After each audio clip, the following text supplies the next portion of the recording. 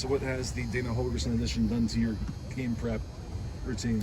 Well, you have to go off what you see on tape. Obviously, watching some Houston stuff, what were they good at? What did they do there that they already do at Nebraska? And then, what was his staples where, in a span of 2 weeks that he could incorporate in that scheme. Have you ever been in a situation like this where, an outside hire comes in? I have not. It's been an inside hire before, but not an outside. So this is a first. So how much do you lean on Lincoln's knowledge of Dana Henderson and all of that? Trying to anticipate. Definitely in talks with him, and also in Coach Belk. He was his coordinator for a handful of years. So just as far as just knowing, just his philosophy, tendencies, personality-wise, I don't know anything about him. How much time has it added to your week, to your prep?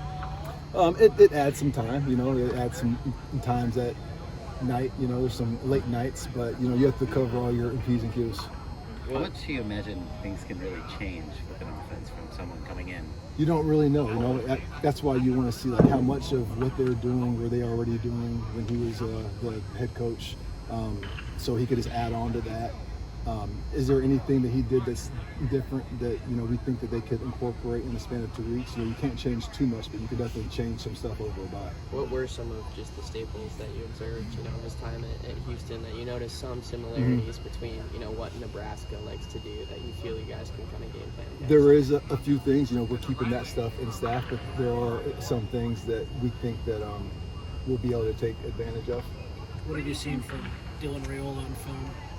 He can make just about every throw. He has some very, very impressive throws for a true freshman. He does a great job seeing the field. When he scrambles to extend plays, his eyes are always downfield. So for a DB and even the backers, flash string's going to be huge. The plays never relevant. Dan, what do you make of just kind of how this current recruiting class is shaping up for you guys? What would you like to add anything more before early signing day? What's your confidence level in this class right now? Very confident with the kids that we have, and off the top of my head, don't know how many spots we have left, but however many spots we have, we just want to get the best right guys for our program. When the former OC has more of a pro style scheme, and then you go to a guy who's from the Leach tree, more air raid, how do you kind of prep for both schemes in that sense? We see some of it from our offense, which is nice, but it's tough to prepare for both. That's why you have to try and pick, all right, what's he going to do from his scheme? What's he going to keep from theirs? It's kind of a guessing game. At the end of the day, you have to go out there and just execute the call that's called. So in that sense, in-game adjustments are probably going to be key. Oh, huge, yeah, huge. This team needs 2 more wins to reach bowl eligibility.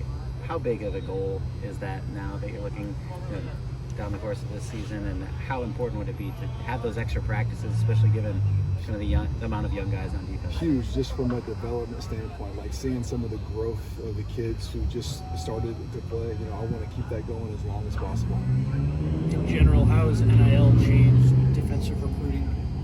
I can't answer that accurately just because I wasn't in college without NIL, so I don't know as much. I know just from when I was being recruited, it's changed drastically. That wasn't even part of the conversation, whereas now, a lot of times that's the main part of the conversation.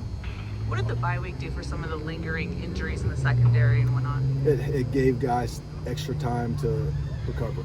Having that week was huge for us. Ohio State had 13 tackles for loss against Nebraska. What can you take about from the way that they attacked the offensive front? They did a great job attacking their offensive line. So, we need to be on attack mode. We need to make sure we know what the situation is when we can, but definitely being on attack mode. Dan, how much of a priority has it been in this particular cycle to try and bring in kids who can, affect the pocket from the interior, affect the pocket from the edge, develop some of those pass rush? It's been huge. That's something that we don't just want. We don't just want starters at those positions. We want depth, and we want young depth that we can grow, and develop, and we want to be able to play multiple guys at those spots. Any of the young guys on defense you think have particularly benefited from having the bye? Yeah, I think guys like Cam Fountain, I think guys like that, those are guys that have been playing, but again, just over the bye week, especially with some of the older guys that banged up, they got a lot of reps in practice. That was probably the most reps that they've gotten, and I'm just impressed. At this point in time, you still just see them get better each week. doing more. You get to coach against Jaden in practice. I'm curious from your defensive point of view, what threats does he have when going against the defense? He has a very strong arm, can make any throw. He extends plays, so his legs can be an issue. You know, he's definitely hit a couple big runs against us on defense. So I'm excited to see what he does out there. Coach. Thank you.